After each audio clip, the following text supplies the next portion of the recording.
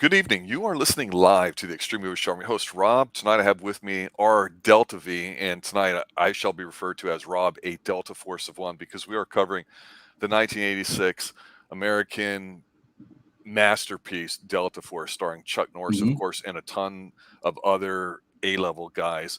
And I got to say, RDV, for me, this is one of the definitive movies in the 80s that you go, come on, Rocky versus the Russian. Okay, we get it.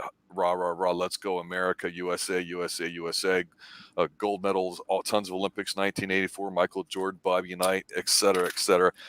But then you have a film come out in 86 that, if it wasn't Invasion USA, this movie clearly defined the transition of Chuck Norris going from karate beat ups to purpose. And what I by that I mean is this is a personal film for Chuck Norris. He's not, even though he's the lead star in here, he surrounds himself with a bunch of A-level guys, or used to be A-level Mhm. guys. It works. It's a long canon film, believe it or not, a canon classic, as we like to say.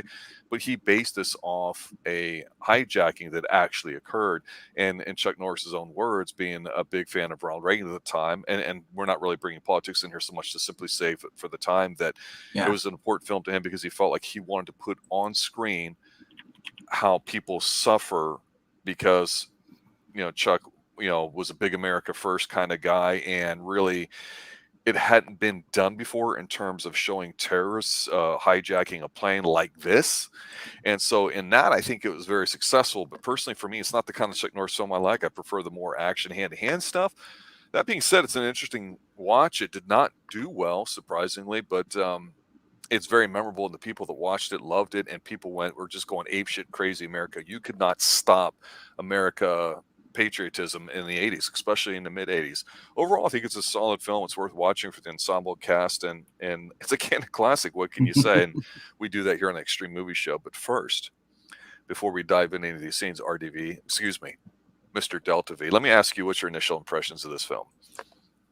First saw it, I was like, okay, I'm seeing this, and then I saw how 80s the bad guy is, the terrorist, and then this is going after watching like movies like Iron Eagle, with Chappie and those guys, and like this is when you were allowed to be American in a movie.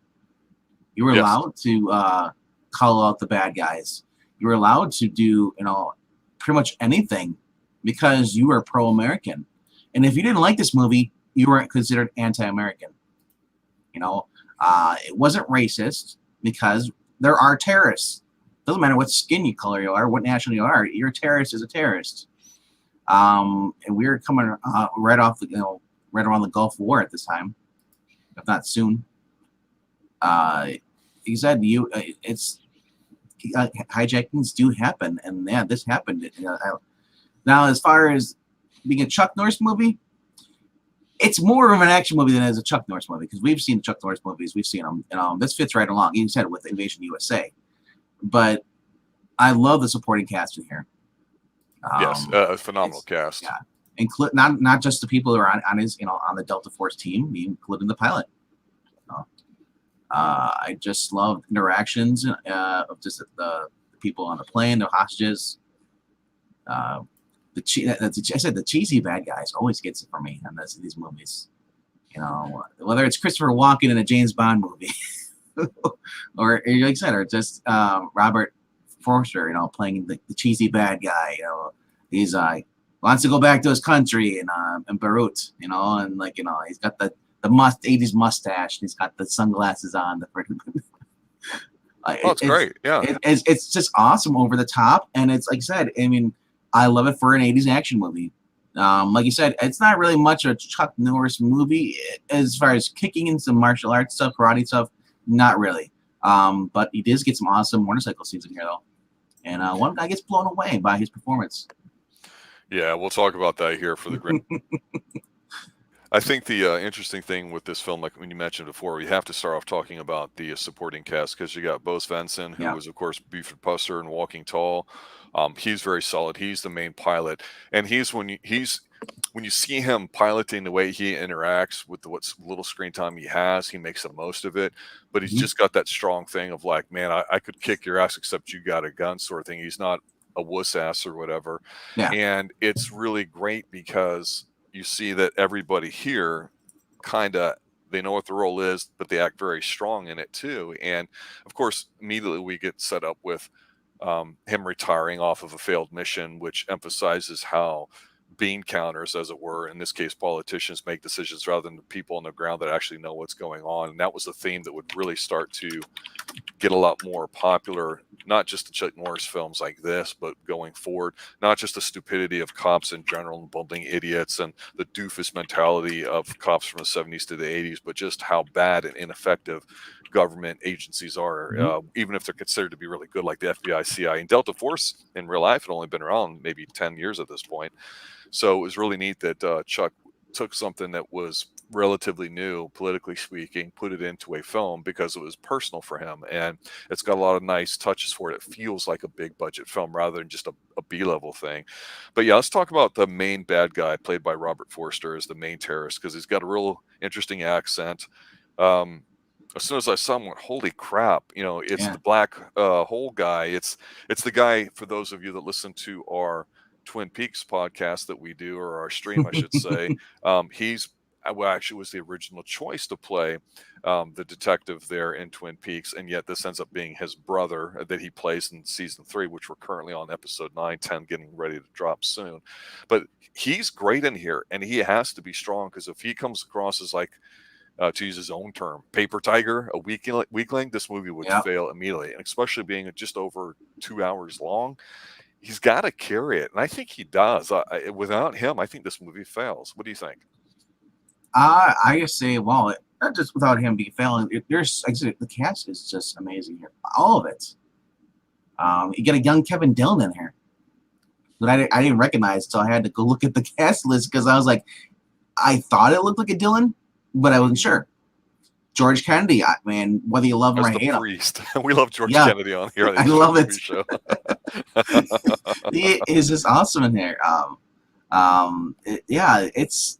This movie has some comedy, and it has some, you're like, oh yeah, wow, you can tell it's so cheesy 80s action stuff, you're rooting and stuff, and you don't care, you're still rooting for Chuck Norris, like, yeah, you go get him, shoot the guy he's got a little motorcycle, like a little dirt bike thing, and it has machine gun barrel coming out the front, and he's got grenade launchers on the back. So he uses that to blow up some people, and it's just like you're just cheering it on because you're like, oh, it's like I would say, but not as I'd say right about cheesy as about his Commandos. But the thing about Commando in this movie, they're both great.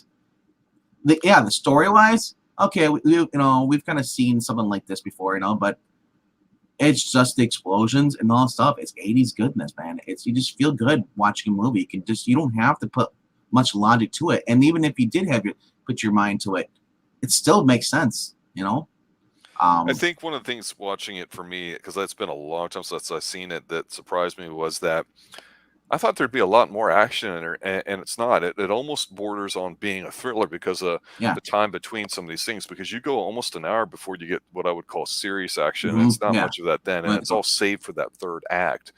And it's more about the setup, and of course, you can't forget James Coburn in here, which would be his last film. Robert Vaughn, dude.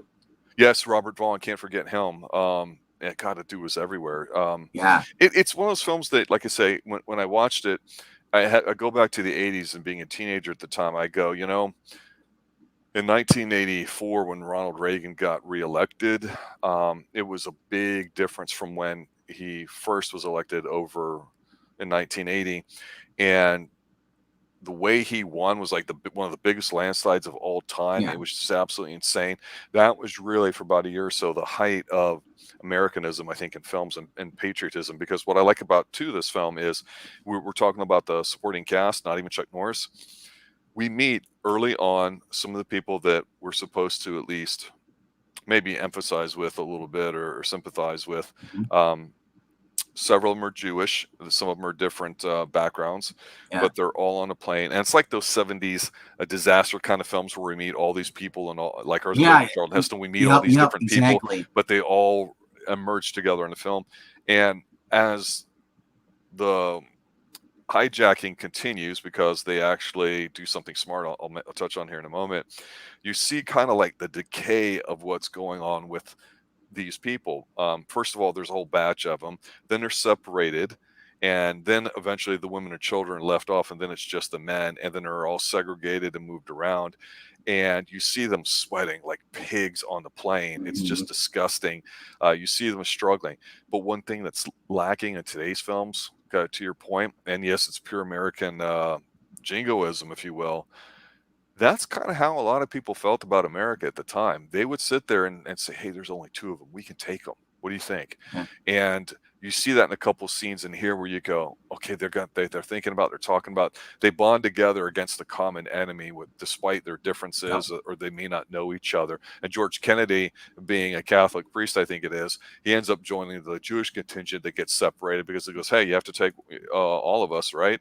And then of course, we get the comment about, well, thank God the women and children are now off before they try to make an assault on the plane. So there's little touches like that you just don't see in film at all today. There's no fun in honoring America anymore. And again, not trying to step into politics. I'm simply saying this movie, if it came out in 96, would not be the same movie, even if it was exactly the same. It really hit a nerve in the 80s for how popular it was with Americanism. Yeah, like I said, I just all the way through it, the movie, down to like the guns they're using, and this could be considered be too violent to have. And when they said, I don't want to get too much into politics because this movie would become very, very differently today, written today, based on the way everything's portrayed in Hollywood. You're not going to get a Tom Cruise thing, you know. You're not going to get that. You're gonna get something where it's like, you know, where America's the bad guy, you know. We got that a little bit in Rambo, you know, especially you know, so towards the end, where he blames America for not, you know, which was true. But yeah, I said the action scenes in here are fun. I said George Kennedy, whenever he's in there, he's just a tall guy, and he is intimidating, you know. He's a big boy. Yeah, it's him holding himself back, and always, you know, he doesn't want to, you know, cause a commotion really much.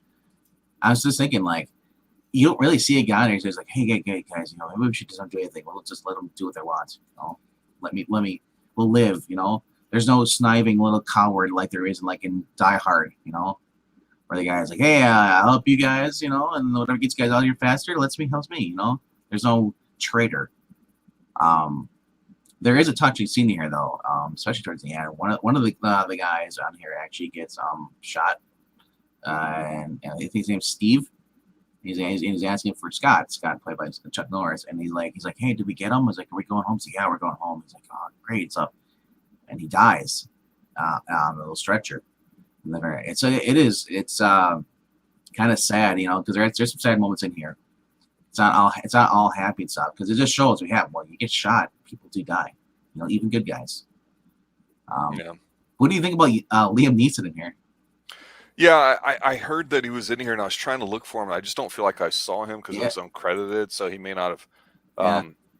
You know, depending on what the rules are at the time, obviously he didn't get enough speaking or whatever, because it was just basically a glorified extra. So good on him, because he had already been in Excalibur and I think one or two other things at this point. So it really goes to show that, you know, sometimes when you watch these old movies, you go, "Oh my God, look at this person! I didn't realize they were in this," and you realize their career stretches a really long time. When they're first walking through the little cornfields, he's right behind. I'm trying to remember what the actor's name is. The guy who's always in. Where they go to snip the fence because they're getting ready to assault the plane. Yep. Okay, I know what scene you're talking about. Yeah, he's right in there. He's like the second guy. He's right behind Steve James. Steve James, who we've seen before in several films. I think Bill Wallace is in here, and he's known as Superfoot. He's another karate guy too, and I think he was at the end. So if you're really dialed into the 70s martial arts scene, again, this movie is a who's who of A-level guys. And honestly, even though their roles aren't necessarily major, you can kind of see where there's things about Chuck Norris that we like. And even though this is going to be a movie that he's remembered for and how he celebrates America, you go, I can kind of see where people are talking about, "Oh, he's a worse actor than Charles Bronson," because some people don't think Bronson's a good actor. But I like them both, because to me, they've got a certain charisma and intensity that it's your job when you're making a movie to make it around the person, or have a good casting in that case, so these flaws don't come out. And I thought it was very generous of Chuck Norris to kind of cede some of the screen time to everybody else, even though he's in charge, and we know that when we watch the film. Everybody else gets their chance to show their expertise and be a part of a team. And there's no grousing like that there's going to be a mutiny. There's no goofing off. They take their job seriously. They want to save Americans. That's all they're trying to do. The movie does not dive into whether the politics are right, wrong, or otherwise. They simply present a situation that is what it is and what they're trying to do to rectify it. And they even really try to hold off in a major scene there with James Coburn about holding off assaulting the plane when the terrorists let off the women and children. Because what I think's smart, and I mentioned this earlier, I wanted to touch on, is the terrorists at the time let some people on board, but they're more terrorists, so they don't realize that they're not just shuffling people around, they're adding more to their crew. It's like, oh, you guys aren't complete idiots, it's pretty cool. Like I say, for a 2-hour film, you have to sit down and go, man, in 20 minutes we better have some action. No, you need to let this movie settle in for you. It's a long afternoon kind of a movie to watch when it's really hot out in the summer. I think that's when it came out, and I gotta tell you, it's one that I wouldn't necessarily watch over and over again like I would some of his earlier films, but for me, the whole Americanism to it, man, it's dripping in it too. Talk to me a little bit about what you thought of, how should I say this? There's a scene towards the end where the men are split up from the women, and then some of the Delta Force teams getting ready to go get them out. Tell me what you thought about the Americans that were being driven on the truck towards the end when Chuck Norris is chasing them in his motorcycle, because they actually go to help out. I wasn't expecting that. I did not remember that. No. Yeah, except I just about my second time watching this. I watched it probably a couple years back, and I always forget about that scene too. Yeah, I like I said, I pop for these, kind of films, because like you'll never get them again, and they're just instant rewatches. I can watch this movie a couple more times. The bad guys are just like they're bad guys. They have their cause, and that's it. Yeah, they 80s henchmen. Even the guy at the time, he's like, hey, you guys are not clear. What you're doing? You're not clearly going. He's like, and I was like, sorry, bro, thank you for the say. We're going home now. It's like, crazy. Like, one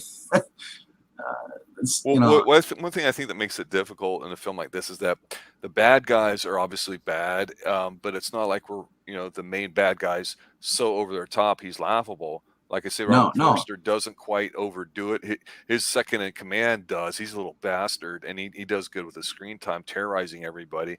But he's in charge, and he's got a very forceful, strong personality that comes across as being effective in here. And we don't get too much of him, so it means business. He's not watered down in it.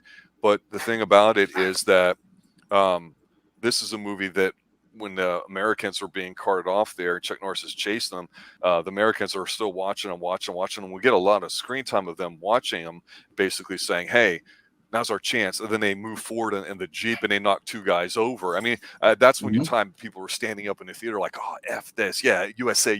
I mean, people really loved it and thought it was awesome. I mean, that was one of the best scenes I thought in the movie. Yep. So those who are probably wondering where we're watching this, I have it on my collection right behind me. I have right over here. I have the complete complete but 10 Canon Films collection I got from Walmart, which it should still be. Check your Walmart. It should still be available for sale there. It was like $20 the most, but it comes with a couple different Chuck Norris movies including this movie. Yeah, you can also see, I'm looking online right now, it's on Hulu. If you have a subscription, you can watch it through Stars, Amazon Prime. Philo, I've never heard of that. Or Philo, Philo. Apple TV, you can order it for $4. Vudu, you can order it for $4. It's not available on the YouTube TV. Or it says it does, but then it lists it in there. It says not available on this device. So maybe by my PC. You can only watch it through your phone. I don't know. But Hulu, you need a premium subscription to watch it. It's I said, this is a fun movie. If you've never seen this before, holy crap, you need to watch it. and it's right up there. I hold it right up there with Commando and some of these other movies with Rambo and stuff. I just like it that much. We always joke about Invasion USA, like being funny because what happens in there, but Invasion USA has like only 2 kicks, or actually, if I think it's only 1 actually. If I think at the end, but this, like you said, this is I think we covered. I'm not sure if we covered Missing in Action. I think we did. I'm going around, and I have this better than Missing in Action just for just the amount of action and how the faster pace. But Missing in Action does have its own good traits. It is still a good movie. But being an action guy, I prefer like I just like being like on the edge of my seat the whole entire time. Just blown away. But I do like I said, like the bad guy are bad. They're bad, and then at the end, the good guy is bad to the bad guy. Yeah, the scene at the end basically boils down to Chuck Norris going on with Robert Forster, and they're in a building. Cowering. Yeah, and of course we get the motorcycle through the window scene, because you're right, there's a lot of motorcycle stunts in there. Some are pretty good, like the motorcycle. Chuck Norris allegedly is stunt double. I mean, trying to climb up on the rope. That's at the end. That was pretty cool. Missing the first time. Yep. Yeah. But with Robert Forster there at the end, he basically wounds them and they're fighting. And I was like, okay, what's going to happen here? It was kind of a dull fight, but Robert Forster kind of manages to get out of the building. He's walking around and he's checking his 6, and there's a car next to him, and then there's the building, and you see Norris will jump out the window and kick him, and his arm gets stuck in the door and smashed. I was like, oh, that's pretty graphic. Actually, now that I think about it, the most graphic scene for me is when Norris's team is in there, and I think it's the guys that they're trying to get out, and most of them are out, and he's looking around, and it's just a really disgusting place. Looks like one giant jail cell, and there's this creepy, disgusting looking mattress, and he approaches it slowly, and he leans forward, and he pulls the mattress back, and there's a terrorist underneath it looking up at him with a gun pointed, and he shoots him, and I'm like, man, that's like 40 times, that's like all the blood and all the Sudden Impacts movie in one shot right there. This movie definitely gave you a little bit of that too, but yeah, it's just such an American propaganda film. Jim in chat is saying that he thought it was his favorite Norris movie in the theater and saw it a couple times after that, and it's been a long time, and it's exactly what it was for me. It was like, okay, it's been a long time since I've seen it. Like, would I have forgotten anything? I don't know. Did you guys take your sweethearts on Valentine's Day to watch it? That's when it came out, February 14th. Oh, nice. So no, I mean, in Florida it was probably about 80, 85 at that time. So no, yeah, go check this film out. And no, it's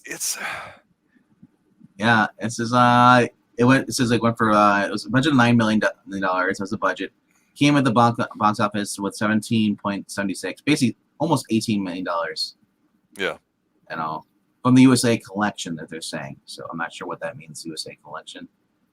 Maybe that's this total it's made so far.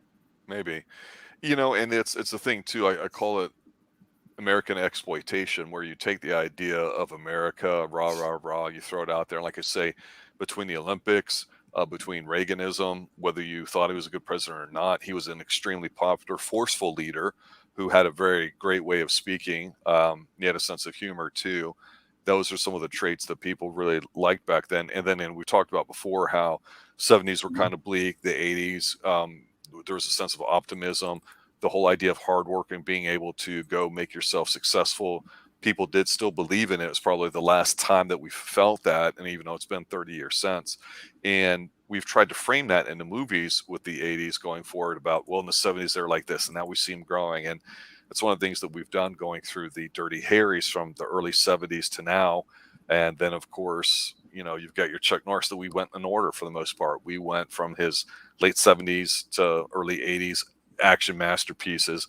I mean, frankly, it's hard to say what's Chuck Norris's best movie. This might be one of his favorites in terms of like what I say, just how popular it was with, show this movie to everybody around the world and tell them to suck it, because that's America. And if we need to send somebody, we're going to send Chuck Norris, and F you guys. If we need backup, then then there's Rambo, then there's Rocky Balboa, then there's, all this. And it wasn't, I don't think, intentional, but the Americanism part of it was. And I got to give Chuck Norris the credit for, in Hollywood, going out on a limb and being open about his America First type beliefs that he was willing to take such a negative thing that happened. I think it was TWA, a hijacking there in 85 or 80, or I think it was in 85. This movie came out in 86, and basically making a movie about it. We saw that Clint Eastwood did something similar about the Three Kids on a Train a few years ago, which people thought was a very good film, and actually starred the three, I think it was the three individuals that actually stopped a terrorist on a train, I think over in Paris. Very good film by Clint Eastwood. Nobody really seemed to care about or talk about it in terms of America or just being heroes. You're absolutely right, RDV. Being a hero is not something that's celebrated at all these days. No. Other thoughts about this film? Well, like I said, the whole town part, sneaking in through, getting in to rescue some of the American prisoners in there. Mm-hmm. It's of course one of the guys on earlier in the movie. You see one of the guys who tried to American hostage was shot and killed. The whole scene, the night scene going through. They got the gear on. They're sneaking through the tunnel and stuff. The other guys going in, trying to get out. Mm-hmm. You do get it confirmed. There is one giant building that gets blown up in this. They're looking for giant explosions, pyrotechnics. If you're loving that stuff, 80s, that it's in here. There's just the kills in here. There's like when you see Chuck Norris, he pulls back the cushion of the bed and shoots the guy who's hiding under the bed. Shoots him through the box spring. It's just like it's not something I would expect with a Chuck Norris movie. I think he'd just kick him in the face. There was another actor in here. I think it's Henry Walker. I think his name is. He's one of the guys. He was I think one of the stuntmen. But he was on Walker Texas Ranger with him. He was a stuntman. He died in 2006. Mm-hmm. There's another actor that was in here too. I think that's what his name is. Howard Jackson. Sorry, way off. Howard Jackson. He plays Ed in the movie. He's one of the other guys. Probably the only other black guy I think in the movie. Now that I think about it. Unless he was a stunt double. But he was another martial arts champion. Muay Thai and stuff, big in the 80s stuff. Karate. If you're into martial arts, mixed martial arts, look him up. He was in here too for So like I said, he went on. Worked with Chuck Norris all the way up and like through the Walker Texas Ranger stuff. I forgot what he died of, but he died in 2006. Probably cancer. That seems to be the thing going around with celebrities. But I do appreciate that we're covering Norris's thing because Chuck Norris is close to 80 if he's not already. So it's dude, he can still kick ass. Chuck Norris will kick age and he'll go back to being 40 again. No, yeah, and that's a funny thing too. I had a friend who basically thought Chuck Norris was his movies were bad because all I heard was because he's a meme. With kids, and that's an interesting thing though. For kids who are growing up today, and hear about Chuck Norris, they probably think he's a joke because all they hear is the meme stuff, so they don't really go watch the movies. I think it might be an eye opener when you actually go and actually watch the movie versus just hearing the jokes about him. Right. Yeah. See with Arnold, kids have grown up just hearing about jokes about Arnold and stuff, and like but they've never sat down and watched any of the movies. It's the younger generations. I think it's like if you're listening to this and you think that Chuck Norris and all these guys are jokes and ramble and stuff, go watch these movies. Now, some of you might be offended. You have every right to be offended, but for those who aren't, you're gonna want to watch these movies on a big screen. Yeah, and a lot of what defined what we thought of as a man back in the 80s was accomplishment that they put the work in and the time in, and they were successful because you can put work and time in, and doesn't mean you're gonna get anywhere. And so Arnold, no matter what we think of him or his politics or his background or anything, like especially if you're younger and you only recently know some Arnold movies, wasn't he the original Terminator or something? He put in the work to be a bodybuilder. And real estate and everything else there too. I mean, he is a self-made man, and that's a characteristic that he understood in the 80s after Conan. If I could just go mainstream, I don't have to do all the sword and sandal crap. I can do comedy, I can do this and that, and make a gazillion dollars and do it. Yeah, same thing. Guys, I follow him on Instagram or follow him on YouTube, wherever you follow social media is following. he is just inspirational to watch. He talks about he's gone to some of the places where he was living. He's like, he shows pictures. Like, yeah, he's like, dude, I was living here. I had a mattress if I was lucky, and Yeah. I ate beans. I had no furniture. And he's like, it was rough. I kept working on the script, Rocky. Finally, Rocky is what made him get money. Able to survive. Working with his brother Frank and stuff, and just it's that it's just these guys. Frank Stallone, people joke about him it's like, oh, he's a lesser known. No, he's actually, I think he's more well known. I'd say around the older group, kids today probably they know who Rocky is, but Frank Stallone just as equally was known back then, for his work on soundtracks and directing movies and stuff. So. Yeah, and the thing with Chuck Norris, much like Stallone, physically not big guys. I mean, Stallone might have touched close to 200 at one point. I know he might have said he was a little more than 1 point, but I think in Rambo he's only like $160. Chuck Norris might have been around 170, 175. I think he was lightweight, heavyweight champion, maybe. I don't have the facts in front of me, but you look at him, he's just a guy that in the 80s is also with Christy Brinkley working on these fitness things that you would see in infomercials. So he had his own vision of what he wanted to do, and his movies were a vehicle for it. And that's why a movie like Delta Force was a personal film for it that he really went all in on. And Chuck Norris had always bet on himself when it came to financing films and doing things. And I give him a lot of credit for it. So it is interesting that the people that made these films worked really, really hard, and they were self-made men. But it wasn't like they were given a bunch of money, never accomplished anything, and then had some idea on how they thought things should be. They realized that their success lane, you know what, there's an aspect about me as an actor that people want to see. I want to give them what that is because, keep it simple, stupid. We talk about that with not just any of these 80s action guys, but like Charles Bronson, who we've talked about recently, and we'll continue to talk about him. Same kind of guy, self-made, quiet individual, but my God, if you looked at you the wrong way, you piss your pants. And it was a real look. It wasn't something you could go, okay, now act like a tree, now act like a sad tree, all that acting class bullshit. There was a realness to it, despite the fact that it was glossified up in this 80s cheesy, syrupy American exceptionalism and goodness too. And we mentioned that too with the Manhattan Project recently about how the kid was kind of annoying, and the movie probably wasn't that good, but it came out and it was just one of those movies that could be made in the 80s and you couldn't make it now. So yeah, again, this movie I think's really divided the line, because after this he would do some other films, but he'd branch off pretty soon into Walker, Texas Ranger, and I think a lot of the younger people know him from that. Yeah, I was just reading up more about his wife, Gina Kelly, I think is her name, and why. Because I was wondering why did Chuck Norris stop doing movies or moving around and stuff. Back 2013, his wife had gone for basically an MRI checkup stuff, give you injection stuff, and since then she had problems with her kidney, nerve damage, all stuff, and he basically gave up his career to take care of her. It's, so right now Chuck's like 77 years old, but MRI and stuff, and it's a serious thing, so basically it's she was I can't remember who she was doing. I thought she was in some of the workout stuff with him too, but maybe not. But yeah, it's that's why he came back for Expendables. Yeah, that and I don't think he's been in anything since then.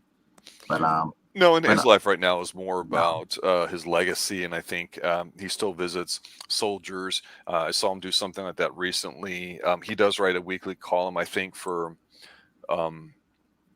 not OANN, but maybe Newsmax or something. He obviously was a big Mike Huckabee supporter at the time, so he's always kind of said he's not necessarily a Republican or Democrat. He's more about the person. He likes being somebody who's a strong leader, and he's a principled guy too. So it's nice to see that somebody like that can still be active even if he's not doing movies. And I tell you, when he goes, we're going to have a long list of American icons. So we're going to be like, okay, who's going to replace him? And it's like, you can't replace Chuck Norris. And it's unfortunate, but when you said that a lot of the younger kids, they probably only know him for the internet jokes, and they look at him and he's probably not physically that intimidating looking guy, or he looks like every other superhero or whatever. And by today's standards, basically, that really hit home for me, because I'm telling you, Delta Force there was no question that at the end of the movie, people were going to stand up and cheer before they left, and they did. And that it's not, something that just happened once in a while. If a movie was really, really good in the 80s, especially if it had this patriotism behind it, people would cheer and holler and chant and all that too. And I know it's cheesy, and I'll close on this and then hand it to you for final thoughts. But the scene at the end where all the hostages break in, it was America the Beautiful or whatever like that, and they sing it out, you're like, oh my God, you're just like rolling your eyes and shaking your head. But in the moment after what they've been through and you watching it for 2 hours, you're like, I'm feeling it a little bit. I want to go out there and take out some terrorists. I mean, I want to bring out my Super Nintendo, and just play some Rogue. Was it Rogue Squad? She was kind of what's called, or Lance, and just just go take on terrorists, dropping bombs and just shooting planes. Play some Contra. Yeah. It's like I said, these movies get me hyped up. As much as we love the martial arts stuff, I love some of these shoot 'em up movies like this, because it's not like the ones in the 2000s. These ones actually serve the purpose. And is patriotism. I love Rocky for the patriotism, and just because it's so Rocky. I know he doesn't really. I guess you didn't like as much as I liked it, but I love a good 80s patriotic movie, where you can feel good to cheer. You're not criticized because you're cheering. Support the red, white, and blue. Exactly, bro. That's what you want. We're in our country. Why should you be ashamed to be who you are? Being a true American. I'm a real American. It's Hulk Hogan to say. Well, I mean, you had the hijacking. Yep. You had the Challenger explosion, and that was, of course, here in Central Florida. Mm-hmm. You also had Chernobyl. So there was a string of national and international type things that people definitely paid a lot of attention to, and you didn't have as much instantaneous information that you would do today as far as seeing stuff. So people took a bit more of a time out during the course of the day to let people know what was going on with it and stuff. And when something like this would happen, oh, you got to go see Delta Force, man. It's an American movie. You're like, okay. And you see, and you're like, oh, that's what they mean. Got it. Boom. So yeah, you're right. Younger people may not quite get that, but hopefully that won't distract from their ability to enjoy the film, because it's a canon classic, and that's why we choose to cover it here on the Xtreme Movie Show. So for Johnny and everybody in chat, thinking and asking about what's going on with the schedule coming up over the holidays, Tuesday we may be going live a little early, around 6:30-ish, to do a rankin' of Rankin, as we like to say. We're going to talk about some of those claymation Rankin Bass not commercials, but the holiday things like Rudolph and Frosty and blah blah blah. We're going to talk about some of the ones we remember, because when you go back and look, there's a lot more than you think, and I was surprised at that. So we wanted to talk about that. We're looking at doing Christmas Vacation too. We might be doing that live Tuesday night, and then on next Sunday we're still kind of open, but we're probably going to be putting up another poll here on the Xtreme Movie Show too. So be sure to check that out and vote for it. We'll be doing some Christmas stuff. We're probably looking to work in the all-time horror classic, the Dan Haggerty vehicle called, I believe, Elves, which is very sinister, and you've not seen it, R Delta V. No, that might be the last movie we close out 2021 with. I just want to leave one last plug for Seaforce Water, which is being sold currently on Amazon right now for $28 for free shipping for your Prime membership. You get the 24-pack. You can also get the big jug, too. So if you're looking for Chuck Norris water, it's bottled from his sweat. It's not really water. You could become a little bit in distaste with Chuck Norris, a god.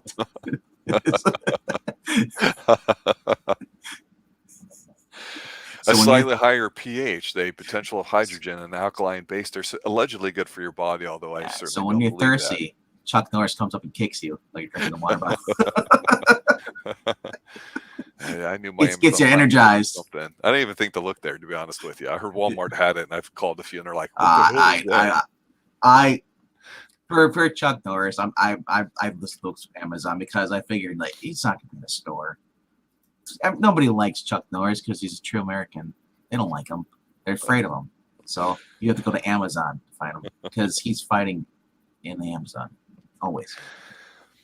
There you have it, ladies and gentlemen. Delta Force 1986, Chuck Norris, and a bunch of other really, really good guys that you love watching here on the Extreme Movie Show for our Delta V tonight, and everybody involved here on the Extreme Movie Show. Thanks for listening. Have a good night. As always, stay extreme. And I'll see you, Rob, when I see you.